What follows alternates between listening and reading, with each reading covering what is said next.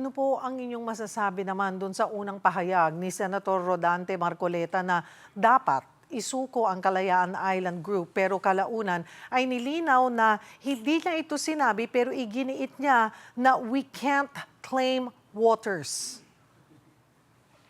Hindi po tubig ang mga sambayan ng kalayaan nun. Hindi lang siya tubig. Sila po ay mga Pilipinong may mga pangarap. Sila ay mga Pilipinong malalim at matayog ang pagmamahal po para po sa bansa at para po sa bayan. So, kami po, nung sinabi po na isuko na lang ang Kalayaan Island Group, nasaktan po tayo.